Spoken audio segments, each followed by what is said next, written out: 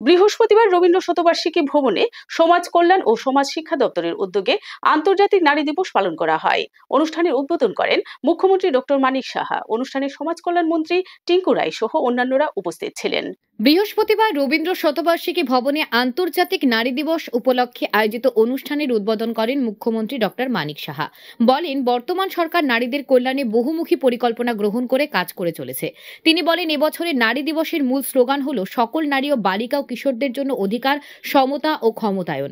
ভবিষ্যৎ প্রজন্মের মহিলাদের ক্ষমতায়নের জন্য রাজ্য থেকে বাল্যবিবাহ এবং অন্যান্য সামাজিক ব্যাধি নির্মূল করতে সম্মিলিত প্রয়াস গড়ে তোলা। রাজ্যের ত্রিস্তর পঞ্চায়েত এবং নির্বাচিত স্বশাসিত স্থানীয় সংস্থাগুলোতে 50% আসন মহিলাদের জন্য সংরক্ষণ কার্যকর।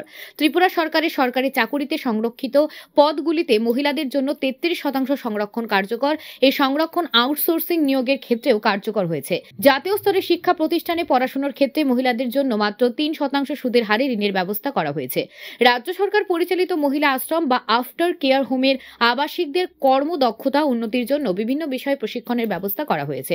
এই আশ্রমের 2 আবাসিককে হোটেল ম্যানেজমেন্টের উচ্চশিক্ষা গ্রহণের জন্য সমাজ কল্যাণ ও সমাজ শিক্ষা দপ্তরে বর্তমান অর্থ বছরের স্পন্সর করেছে। প্রথম বর্ষের কোর্স ফি বাবদ দেওয়া হয়েছে 3,12,160 টাকা।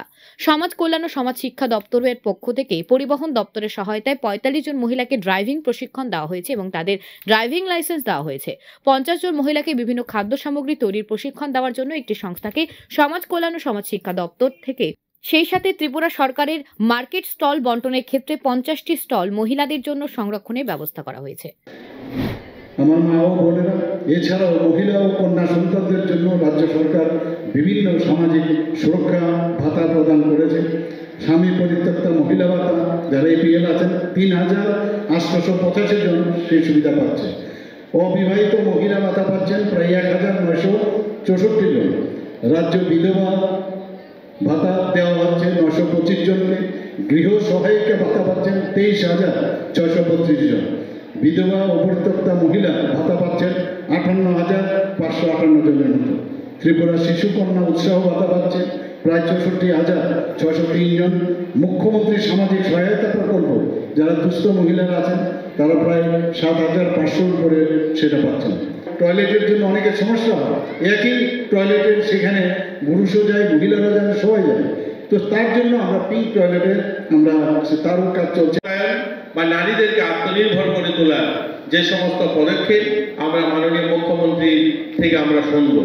আমরা ইতিমধ্যে ত্রিপুরা সরকারের যে সমস্ত সরকারি চাকরি রয়েছে সেখানে 33% আরক্ষণ, এছাড়াও বিভিন্ন সরকারি যে সমস্ত মার্কেট স্টল তৈরি করা হয় সেখানে 50% স্টল তাদের নামে করা হয়েছে। আমরা আমাদের রাজ্যে যেখানে রেশন শপগুলো সেখানে তাদের নামে, মহিলাদের নামে সেটা করা হয়ে থাকে।